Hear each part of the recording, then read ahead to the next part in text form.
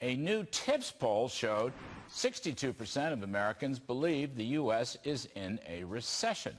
Now, as the Biden Democrats have repealed Donald Trump's successful tax cut, deregulate, and energy dominance policies, in a mere 20 months, the economy has turned from boom to bust. But until the GOP recaptures Congress and saves America by repealing this bill, we're going to have to live with this monstrosity. So, I want to point out two major energy provisions you may not be completely familiar with. Both are insane. First up, we have the National Climate Bank. That's right, a $27 billion government bank that will be administered by the U.S. Environment Protection Agency, the EPA. Now, you might ask what banking or credit risk or payments facilities the EPA has. If you guessed none, you would be right. This is a green slush fund. It's to hand out favors to Biden world political allies. There's a $7 billion bucket for low-income and disadvantaged communities to reduce greenhouse gas emissions. There's an $8 billion bucket also earmarked for low-income and disadvantaged communities to fund direct or indirect investments in renewables that lack financial assets. And the third bucket of $12 billion to be used broadly to support renewable projects nationwide.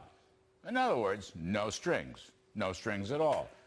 I think it would be much more efficient if the government would just write a simple, direct check to the National Democratic Committee, right? But that's not all. Also buried in the legislation is $250 billion for the Energy Department.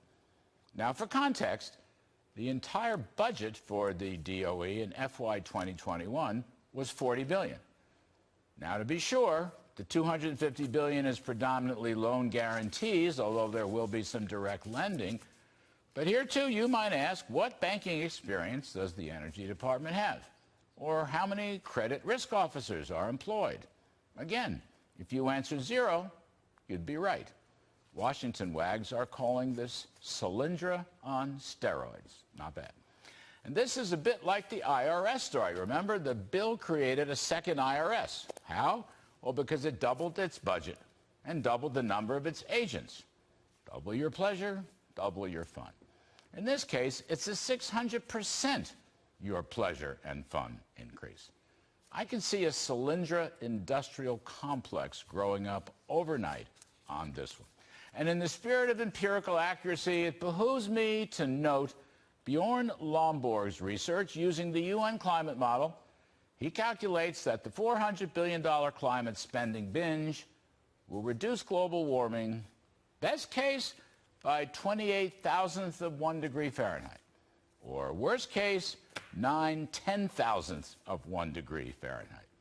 In other words, nothing.